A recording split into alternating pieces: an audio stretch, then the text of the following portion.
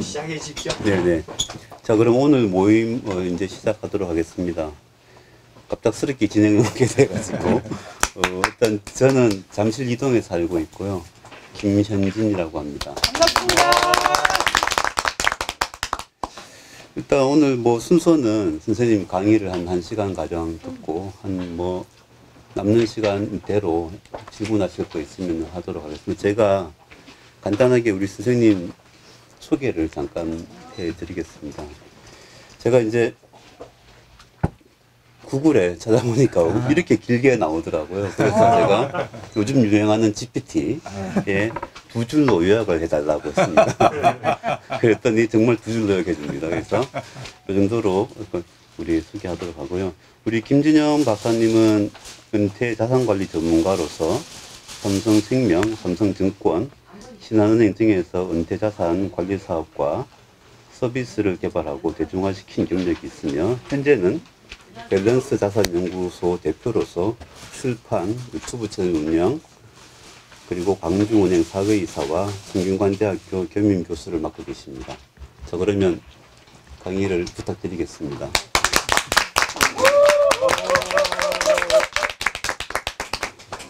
이게 반갑습니다. 하여튼 대면 강의한 게 3, 4년 넘었어요. 학교에서도 대면 강의를 안 해서 이렇게 모여서 강의하는 게 하도 오랜만에 하다 보니까 어색하기도 한데다가 또 이렇게 가족적으로 강의를 해본 게 처음이에요. 앉아서 강의해 본 것도 처음이고 그래서 그 분위기가 이제 좀 익숙해지려면 시간이 조금 더 필요할 것 같은데요.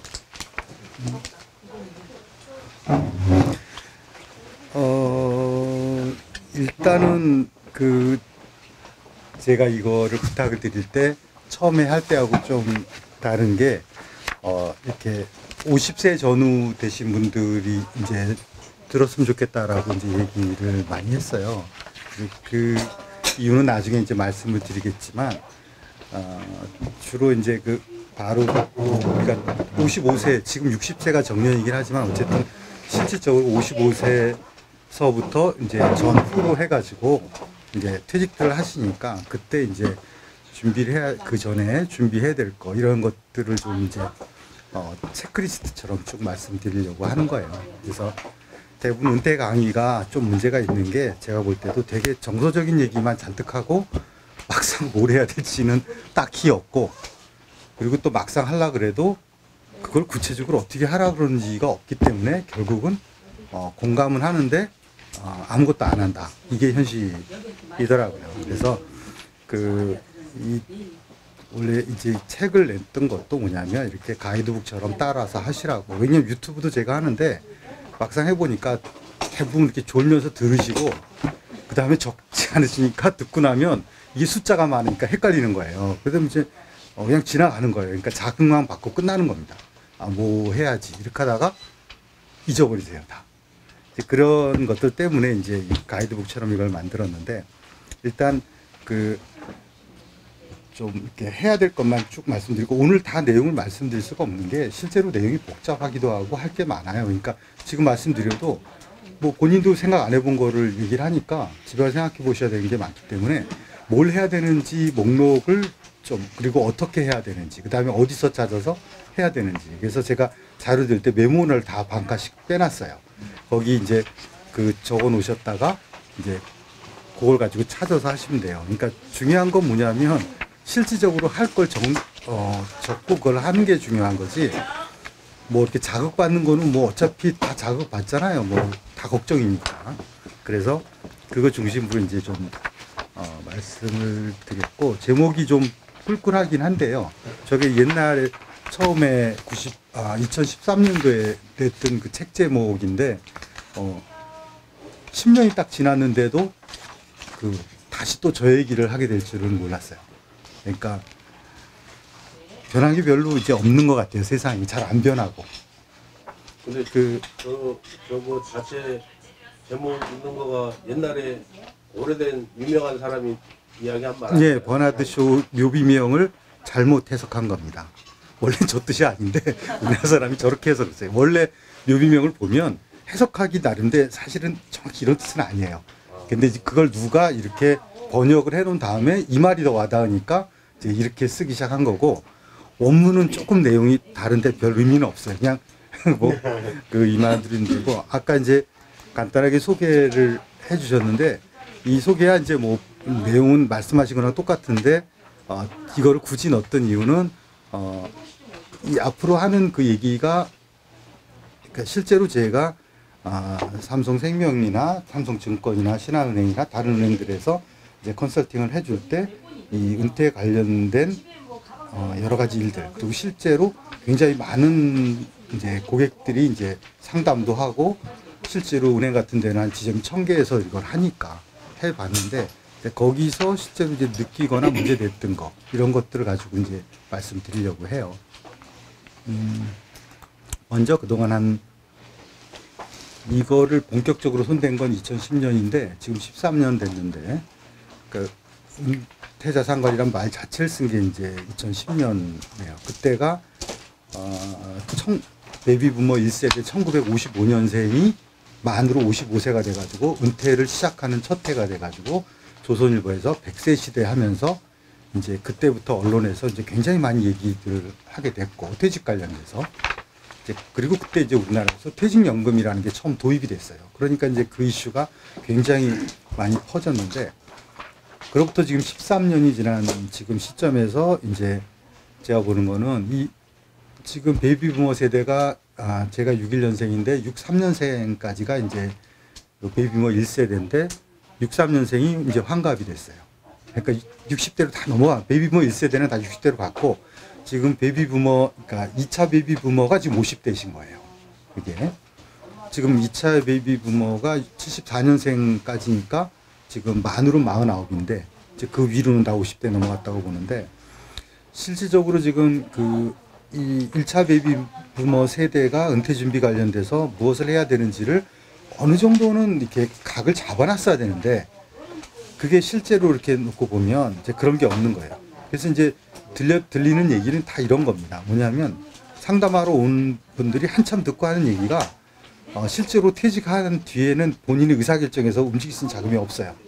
그 전에 다 꼬리표가 붙고 교통정리가 와이프에 의해서 다 끝나고 그러니까 자기는 뭐 그냥 몸만 퇴직을 했을 뿐이지 별로 똑같아요. 얘기. 나 은퇴 자금 없는데 이거가 얘기의 시작이에요. 대부분 상담하러 오시면 그리고 또 뭐냐면 은퇴 자금을 상담을 하고 가도 답이 없습니다.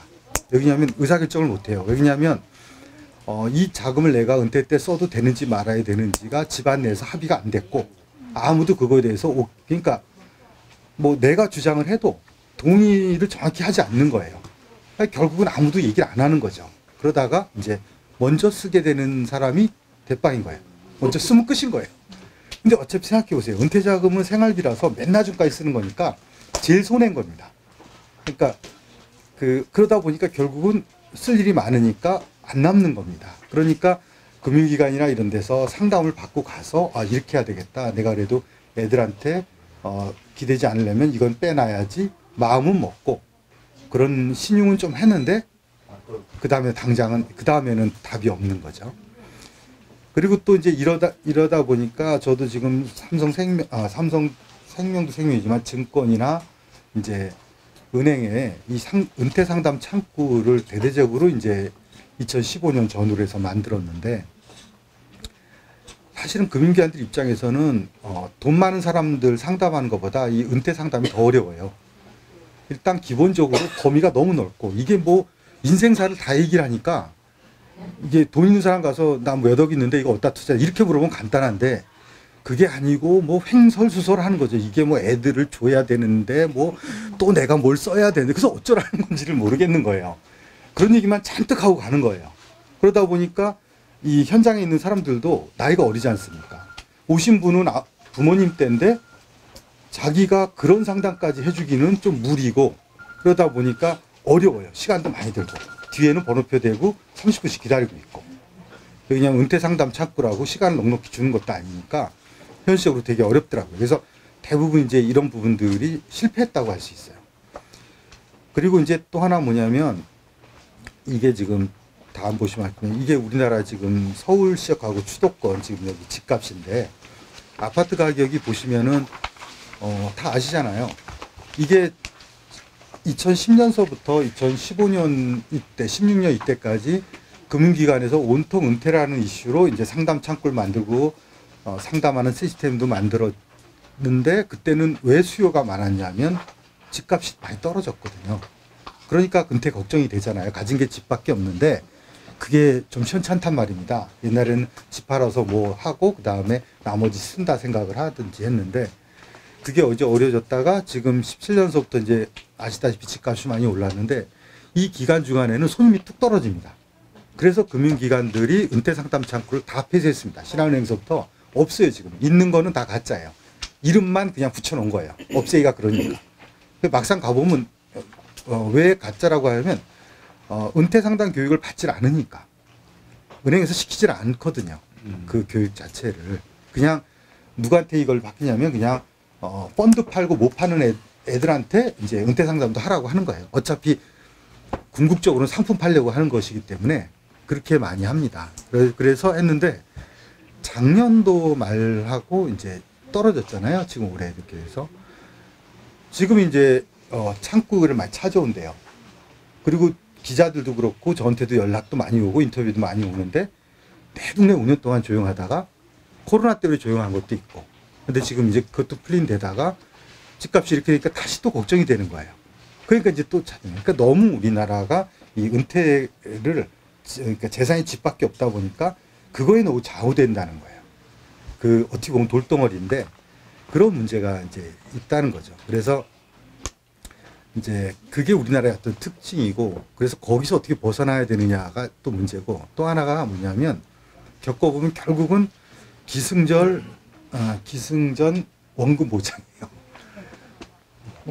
그러니까 그냥 은퇴 그러면 어떤 연금 상품을 사야 되는가 이게 포커스고 머릿속으로도 그렇게 알고 있어요. 그러니까 연금을 준비해야지 이게 이제 생각의 다인 겁니다. 그러니까 이 고정관념이 크고 그 다음에 연금이 이제 원금 보장이 되고 예금이 원금 보장돼서 뭐 낮아도 이자 가지고 사고 일단 은퇴했으니까 돈을 손해를 보면 안 되지 않냐. 그나마 벌지는 못해도 또 이런 되게 보수적인 생각을 가지고 있는 거죠.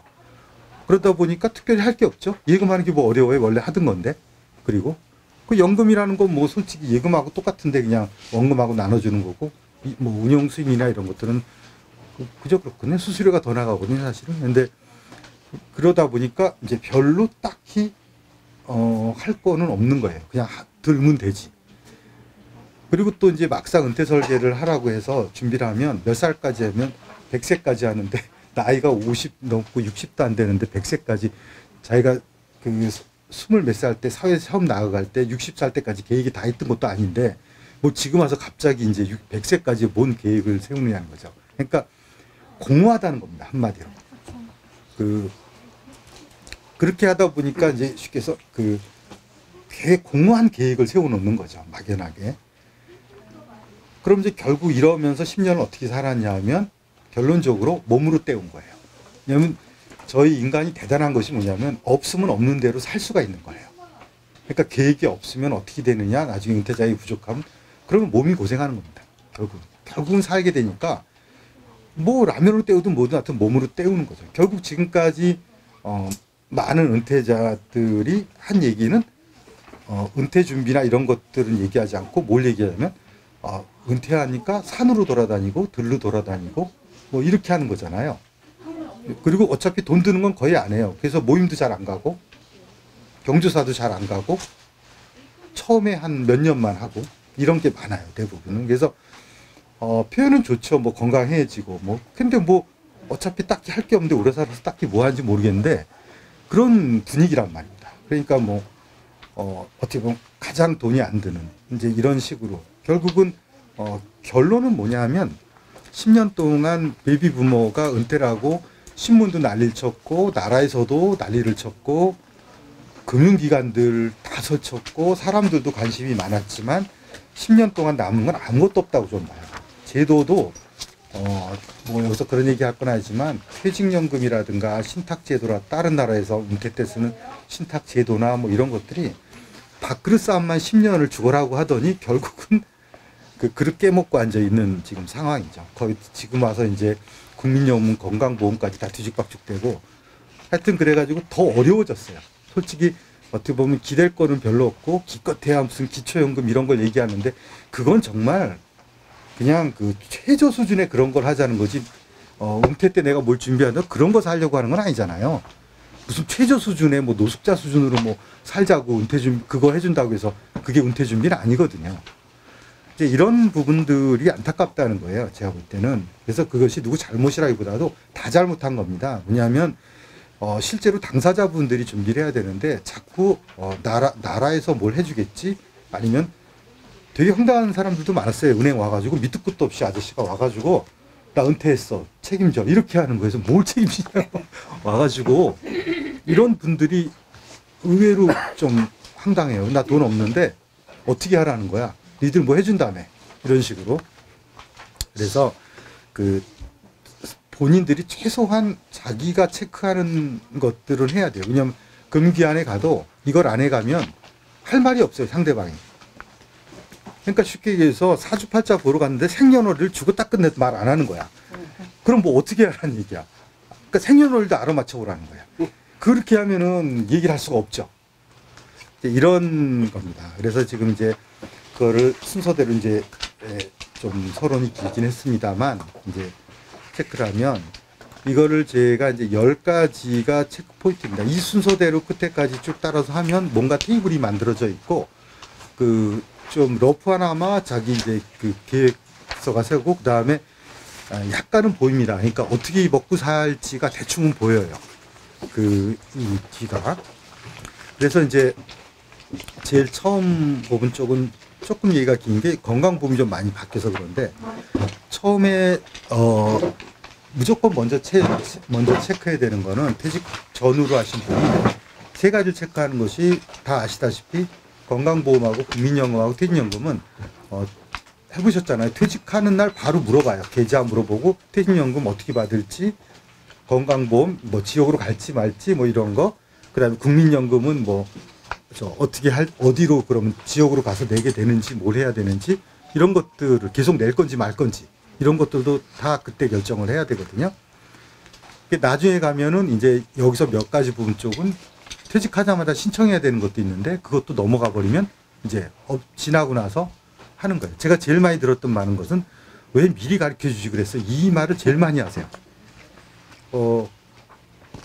그래서 제가 항상 그분한테 그렇게 얘기하잖아요. 좀 미리미리 물어보시지. 꼭 제가 제일 화나는 게 어떤 식이냐면 주가 반토막 난 뒤에 찾아오시는 분이에요. 주식 투자할 때는 뭐 여기서 듣고 저기서 듣고 해서 막 하시다가 그래서 뭐 돈 벌을 때 많이 술자리에서도 많이 얘기를 하고 그러다가 이제 어느 순간부터 주식 얘기를 안 할 때는 내가 힘셀 채요. 이제 떨어지는구나. 그러다가 이제 한두 달 더 지나서 반등을 안 하면 물어봐요. 나 주식 어떻게 해야 되지 하고. 그럼 보면 반토막 나 있어요. 반토막 난 걸 뭘 어떻게 해요, 그때 가가지고.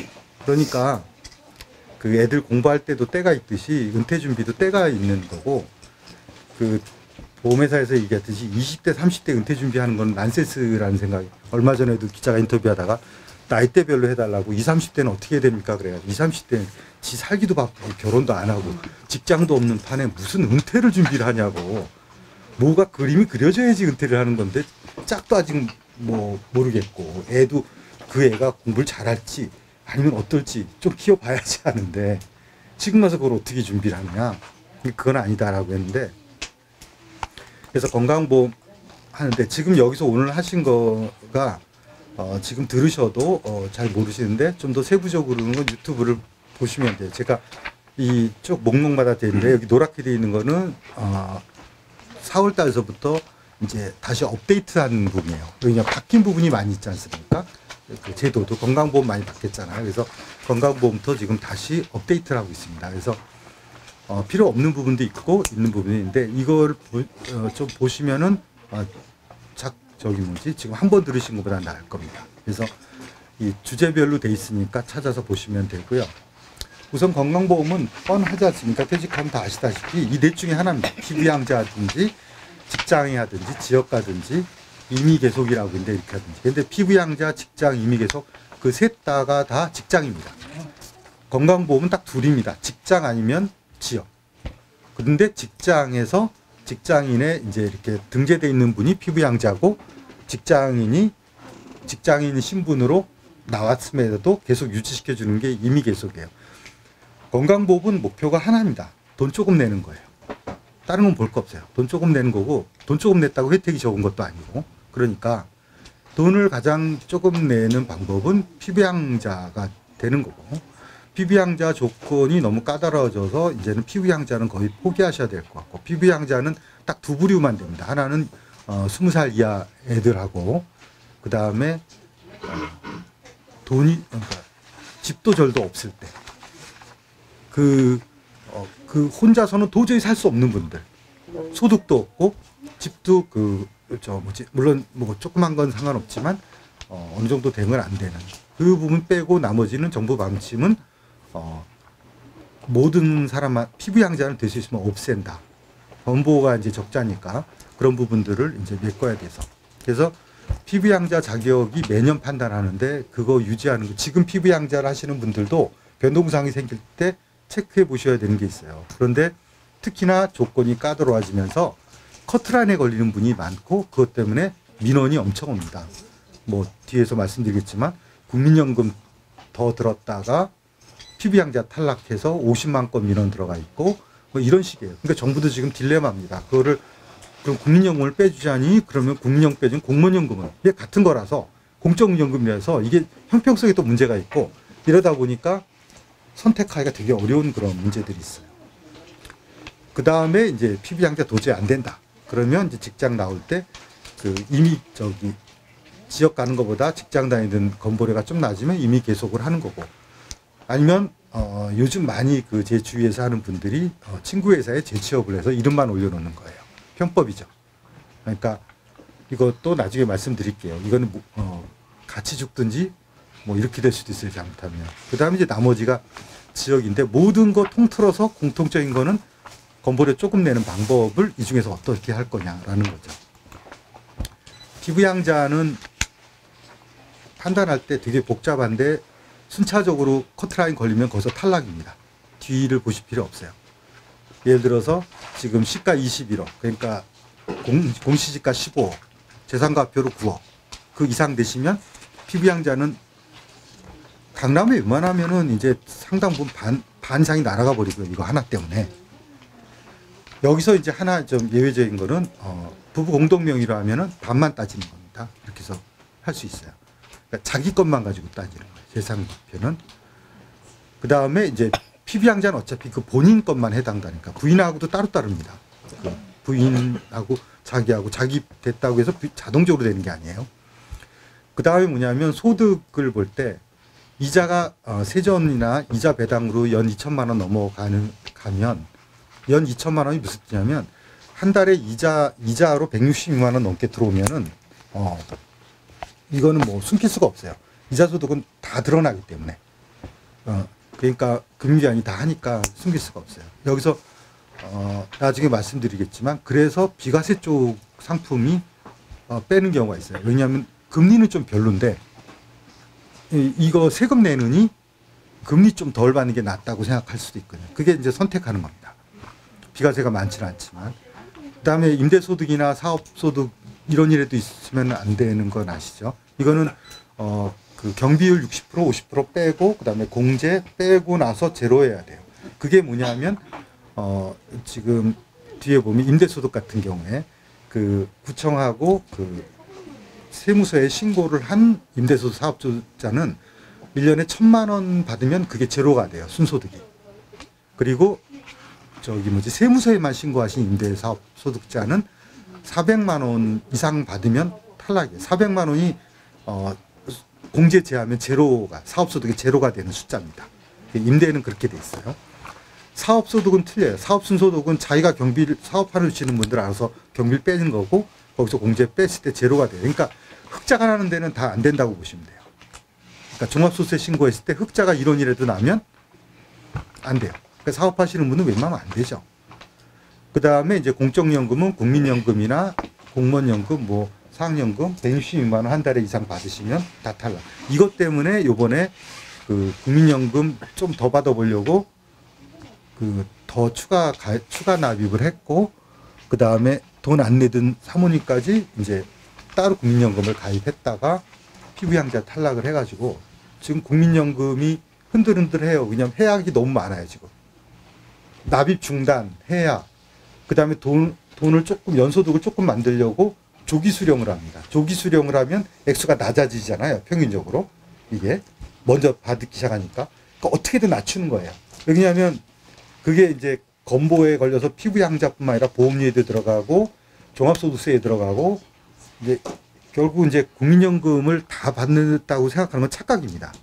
국민연금은 미니멈 반까지는 받을 수 있지만 중간은 자기 소득 따라 다 뜯겨요. 그 다음에 이제 이렇게까지 넘어와도 버티는 분은 진짜 별 소득이 없는 분인데 여기도 이제 또 하나 있는 게 마지막으로는 이제 합산으로 뒤집니다.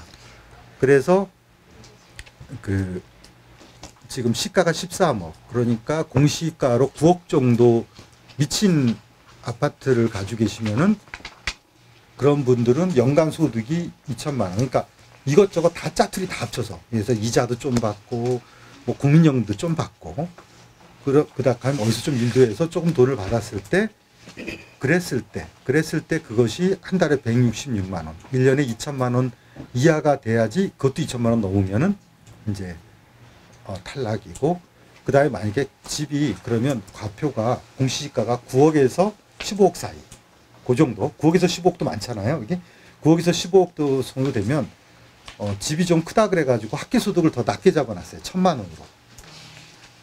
1,000만 원이면 한 달에 83만 원 소득이 들어오면 이자든 뭐든 연금이든 83만 원 들어오면은 탈락이라는 얘기죠.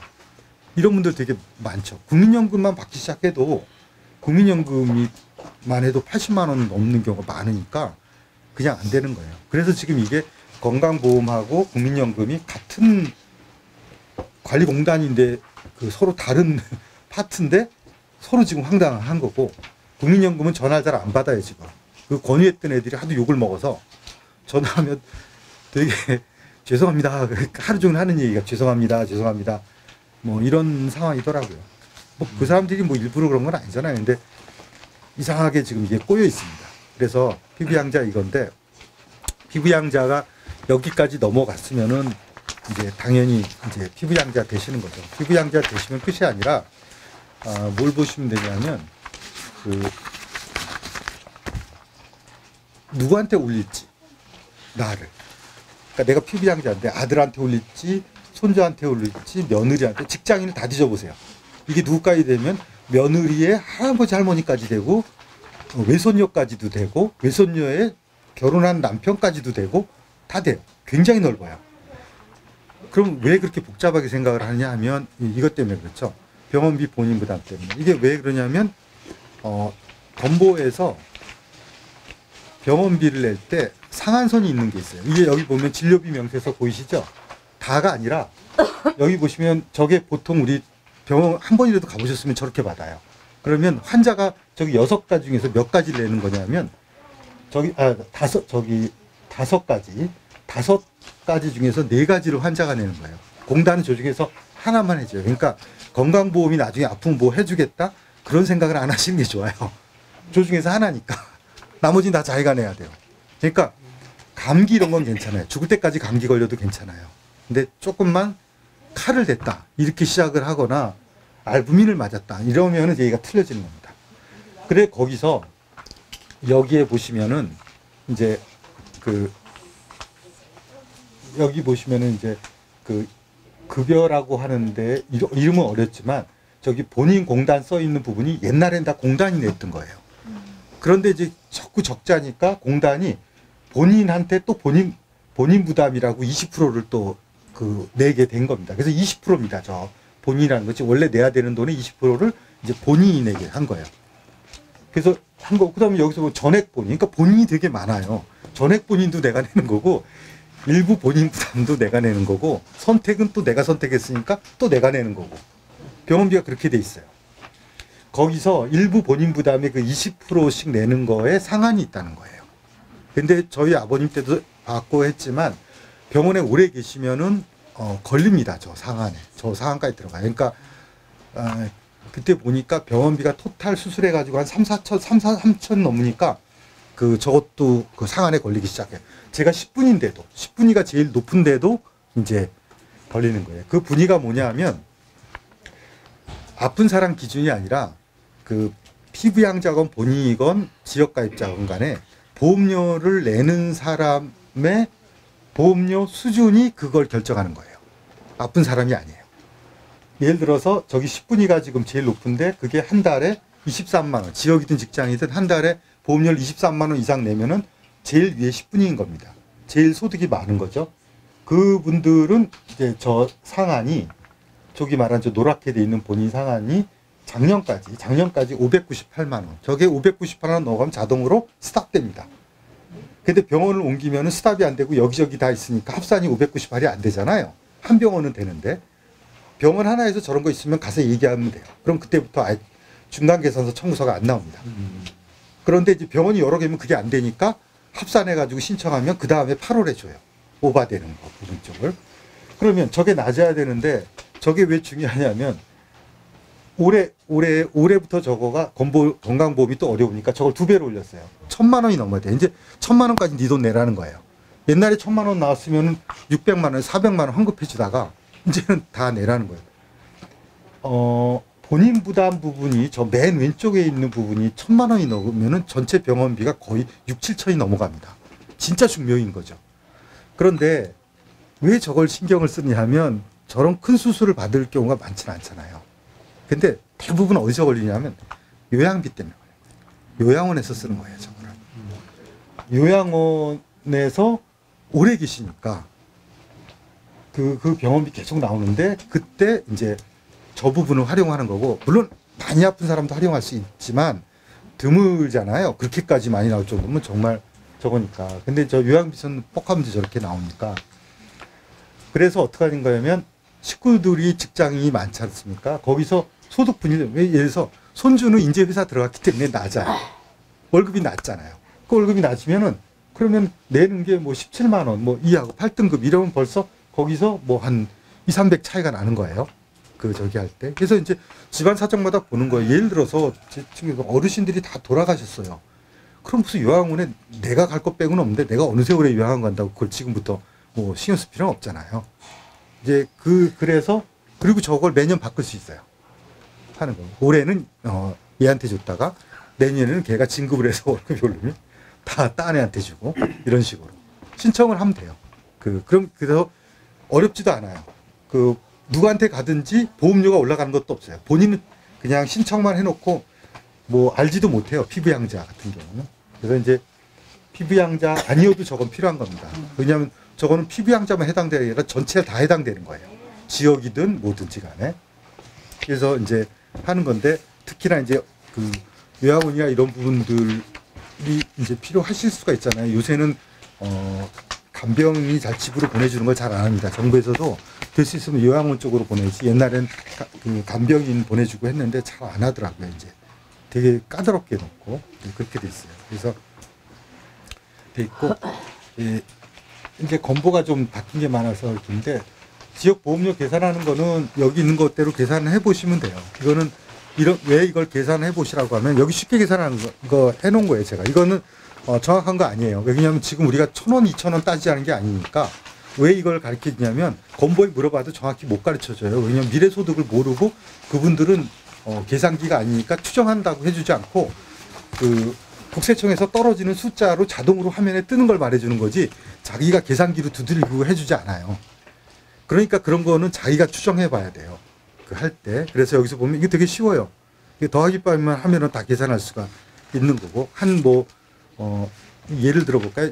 자기가 공시가가 예를 들어서 12억짜리 집에 있고 뭐 차가 좀 좋은 게 한 대가 있고 그 다음에 뭐 1년에 이제 이자가 한 1200 정도 들어오고 연금으로 한 3600 받았다. 그래서 한 5천이 들어온다. 이렇게 하면 얼마를 건보려 하냐면 공시가가 12억이면 여기다 12 곱하기 넣어보시면 18만 원이에요. 그죠? 그렇게 하고 자동차 한 대에 3만 원이니까 3만 원 치세요. 이건 뭐 그렇게 치고 그다음에 소득 부분은 나머지는 그대로인데 연금 소득은 반만 쳐요. 50%만 국민연금은. 그러니까 3,600이라 1,800 하면은 이자하고 합쳐서 3,000이니까 3,000만 원에다 60원씩 곱하면 18만 원이에요. 368이니까. 그러면 18만 원, 18만 원, 3만 원 합치면은 39만 원이 건보료인데 거기에 장기 요양보험료 12.8%, 13%더 추가로 하면 44만 원입니다. 그럼 내가 지역으로 가면 44만 원 나오겠구나 생각을 하고 계세요. 머릿속으로. 그 다음에 이제 뭘 하느냐. 이미 계속 가입이 뭐냐면 직장 퇴직하실 때, 이건 퇴직하기 2달 내에 하셔야 되기 때문에 퇴직하실 때 내가 건보료 내 거 얼마네. 회사에 내는 거 말고. 제가 내는 게 44만 원이 넘었느냐 안 넘었냐만 보시는 거예요. 한 30만 원 됐다. 그럼 그게 유리하잖아요. 30만 원이. 그럼 그냥 그거 하겠다 그러면 피부양자도 그대로 가지고 있으면서 3년을 더 그대로 갈 수가 있어요. 그게 이미 계속이에요. 그런데 여기에 예외는 뭐냐면 추가가 될 수 있는 것이 아까 직장 외 소득보험료는 직장에서 받는 거는 그렇게 하는데 직장 외 소득이 있어요. 이 사람이. 아까 뭐가 있었냐면 직장 외 소득이 연금하고 이자가 있잖아요. 그걸로 나오는 게 18만 원이잖아요. 그죠? 그러면 회사에서 30만 원 건보를 냈으면은 그거랑 44만 원 비교하시면 안 되고 30만 원에 18만 원 따로 내는 것까지 해서 48만 원이에요. 그것만 비교하시면 안 돼요. 그 월급하고 지역을 전체로 보고 하시면 안 돼요. 왜냐하면 법이 바뀌어서 직장 다니는 사람이 직장 2개를 냅니다. 직장 보험료도 내지만 이자 소득이나 다른 것이 이제 금액 이상 2천만 원 넘어가면 냅니다. 거기서. 그런데 18만 원을 내는 게 아니라 죄송합니다. 2천만 원을 빼주니까 7만 원을 더 내면 돼요. 그러니까 30만 원 받았고 7만 원 더 내니까 37만 원을 내는 거예요. 지역에선 44만 원 내는 거고. 그 오른쪽에 보시면 직장에서도 계산하는 게 그렇게 돼 있어요. 직장 연봉은 얼마 받는지 아십니까? 이걸 왜 말씀드리냐면 이렇게 해가지고 퇴직할 때 임의 계속 할 건지 말 건지. 그 다음에 요새 이제 그 사람들이 끊어서 미안합니다만 사실 이제 우리 지역위원회가 이런 성격을 처음 해보는 거라서 거기에 대해서는 또 이따 이야기해 보기로 하고요. 방금 뭐가 약간 좀 그 숫자에서 조금 혼동이 있었잖아요. 그 부분 한 번만 더 좀 이야기해 주실래요? 네. 아까 공시가가 12억이고 차 대수가 중요한 게 아니라 비싼 차가 한 대 있고 4천만 원 넘는 이제 뭐 차가 한 대가 있고 새로 산 게. 그 다음에 이제 이자가 1년에 1,200을 받고 연금으로 3,600을 받는 분이 있다고 쳐요. 그러면 이분은 연금은 반 깎아가지고 쳐가지고 네. 장기 보험료까지 44만 원을 받아요. 내야 돼요. 그죠? 지역 보험료로. 근데 내가 직장에서 퇴직할 때 직장에서 30만 원을 냈어요. 네. 내고 있었어요. 그런데 근데 이미 계속 가입을 이제 신청을 하면 30만 원 외에 뭐가 또 나오냐면 아까 말한 그 직장에서 받는 거 이외에 이자하고 연금 소득에 대해서도 또 보험료가 따로 집으로 와요. 근데 그때 그 보험료 계산이 어떻게 되는 거냐면 2천만 원을 빼줍니다. 거기서. 재산은 안 봐요. 2천만 원을 빼주니까 아까 합쳤을 때 그 3천만 원이었잖아요. 과표가. 1,200만 원에 연금 반 1,800 합치니까 3천만 원인데 거기서 2천만 원 빼니까 1,000만 원만 남잖아요. 그 1,000만 원에다 2천만 원을 빼니까 그러면은 3천에서 2천 빼니까 1,000만 원이니까 거기다 68원을 곱하면 6만 8천 원이잖아요. 그게 집으로 날아온다는 거예요. 임의 계속 가입을 들어도. 그러니까 임의 계속 가입을 들어도 직장에서 자동으로 30만 원 띄고 그 다음에 30만 원 옛날처럼 띄고 그 다음에 7만 원이 더 띄는 거예요. 그래도 그게 이제 싸니까 이제 이렇게 이제 하는 거고 그 다음에 이제 직장 가입을 하는 거는 제 취업은 어떤 의미냐면 이런 경우입니다. 제 친구 회사에 그냥 그 월급 100만 원 받고 넣어놓는 거예요. 그러면 직장 가입자가 100만 원이면 연봉으로 1,200이니까 그 얼마죠? 34원 곱하면은 본인 부담 부분이 1,000만 원에 1,200에 34원이니까 한 뭐 4, 5만 원 되잖아요. 그거밖에 안 내는 거예요. 그러니까 이제 그렇게 하시는 분들 그렇게 하고 피부양자도 다 그대로 가져가니까 그렇게 하는 거죠. 그분도 이제 직장 외 소득이 이제 이분 같은 경우에 직장의 소득 7만 원 아까 얘기한 거는 똑같이 더 냅니다. 그러니까 그 3, 4만 원에다 10만 원 정도 나가겠죠. 그 직장에 들어가도 친구 회사에 넣어놔도. 여기 단점은 뭐냐면 그게 불법이라는 거죠.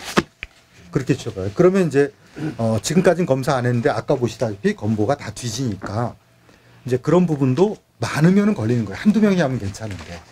그리고 이제 그게 이제 나중에 회사에서 좀 생각해 보셔야 되는 게 그분들이 그게 고용노동법에 걸려요. 그 불법 취업하는. 그건 나중에 그 사업을 한테 굉장히 큰 문제가 생기는데 지금까지 문제가 없으니까 친구가 괜찮았었어 이렇게 얘기를 하는 거예요. 그러니까 어떻게 보면 건강보험료 몇 푼 아끼려다가 이제 친구 회사 들어먹는 경우가 생겨요. 고용노동법은 생각보다 되게 그 까다롭고 그 벌칙이 되게 세요. 그렇기 때문에 그런 부분들을 그러니까 실제로 뭘 하고 이렇게 해야지. 심지어 어떤 분이 있냐면 자기가 월급 받는 것도 일도 안 하면 받으니까 돌려줍니다. 다시 넣어줘요. 그건 나중에 뭐로 걸리냐면 거의 뭐 쉽게 얘기해서 그 회사 돈을 빼먹는 거예요, 대표가. 걔는 그 술값으로 해서 술 먹는다고 하지만 그거는 어린 생각인 거고 나중에 이제 그것까지 밝혀지기 때문에 이건 일파만파입니다. 개인까지 이러니까 그렇게 뭐 정식으로 일을 하세요. 저 얼마 안 되더라도 돈 벌 생각을 하는 게 아니라 이제 그것 때문에 하는 거예요. 그래서 가장 적게 내는 방법은 제대로 취업을 해서 이제 월급이 가장 낮은 데에 이제 해서 실제로 일을 하면서 받아서 1년 하고 그 다음에 1년만 한 다음에 나와서 3년 임의 가입을 해요. 그럼 3년 넘어가잖아요, 그걸로. 그 다음에 다시 1년을 또 들어가요. 그리고 다시 이건 합법적인 거예요. 아까 불법적인 거 뭐가 불법이냐? 그 취업이 불법적으로 했을 때. 일을 안 하니까. 네, 그러니까 가짜로 들어갔을 때. 실제로 가서 뭐 종이접기라도 하든지 뭘 해야 되는데 그렇게 안 하고 출근도 안 하고 책상도 없고 할 때 나중에 이제 그 아시잖아요. 왜냐하면 그 고용노동부가 뭐가 있냐면 이 검찰 기능처럼 하는 애들이 있어요. 거기서 그걸 조사하는 분이 있어요. 제 친구 사업하는 애들도 이제 청년 그 보조금 받는 거 그거 다 검사해요. 그래가지고 이제 굉장히 골치 아프신 적이 있습니다. 그래서 그렇게 결정을 하시는 겁니다. 이러면 이제 대충 건강보험은 어떤 식으로 이제 그리고 이걸 매번 집안의 이제 식구들의 상황이 바뀌지 않습니까? 그때 체크해 보는 거예요. 아 얘가 뭐 왔으니까 또 뭐가 바뀌었고 이렇게 해서 건물만 갖고 있는데 보험료 얼마 안 되는 게 이런 편법 이용은 있을까요? 편법이 아니라 직장 가입자의 장점은 재산을 보지 않는다는 거예요. 그러니까 왜 직장을 가려면 그런 분들이 있어서 그래요. 왜냐하면 아니 솔직히 여기 이제 뭐 그러면 헬리에 뭐 몇 평을 가지고 있다 뭐 이래가지고 재산은 많은데 소득이 하나도 없는 거예요. 공무원도 아니었으니까 연금도 없고 그 이자도 뭐 이제 이래저래 애들 걸로 해놨든지 뭐 하여튼 별 없어요. 그렇게 하고 소득도 따로 이제 없게 해놓고 이렇게 하게 되니까 저희가 되는 거죠. 그리고 그 다음에 이제 그게 좀 있어도 이제 아까 말한 대로 직장의 소득 이렇게 안 하고 이제 여기다 넣어놓으면 어쨌든 직장의 장점은 재산을 보지 않는다는 거예요. 그것 때문에 그런 선택을 재산이 없으면 고민하지 마세요. 굳이. 그러니까 괜히 돈 있는 사람 고민하는 거를 돈 없는 사람이 같이 할 필요는 없어요. 그죠? 그러니까 있으니까 있는 대로 하는 거고